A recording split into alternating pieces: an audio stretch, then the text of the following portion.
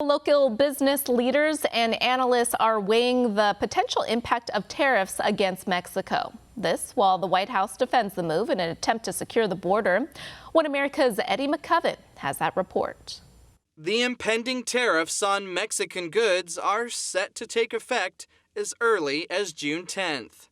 And while the initial 5% may seem like a small number, it's a cause for concern among local business leaders. So for Arizona, $9 billion of imports come in from Mexico. For the country as a whole, it's $370 billion. Let's put that in perspective. $9 billion at a 5% tariff, which is a polite way of saying taxes, means a $450 million or so tax increase on the consumers of Arizona.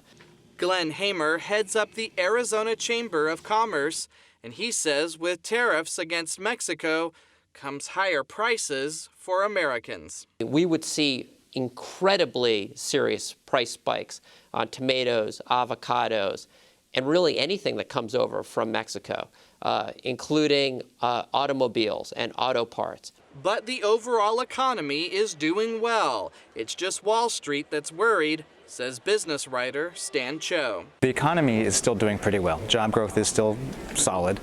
Consumer confidence is actually still high, which is important considering consumers make up the bulk of the economy. It's the markets where all the action is happening.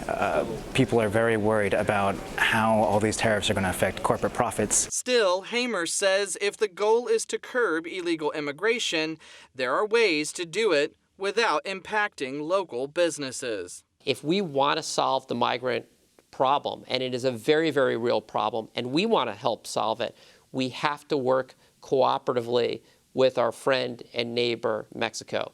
Counselor to the president, Kellyanne Conway, defended the administration's decision to enact economic pressure on America's neighbor to the south after months of requests for assistance in deterring drug trafficking and managing the surge of illegal immigration. Mexico has, for many years, had a pretty tough immigration policy against Central Americans, and we're just asking them to help us, to not be this gateway between the Northern Triangle countries. And as Conway told One America News, all options are on the table, but Mexico needs to step up. There are plenty of options at the president's disposal, but I will tell you, Emerald, that we just don't think Mexico's done enough, and Congress has done even less than that. Eddie McCoven, One America News.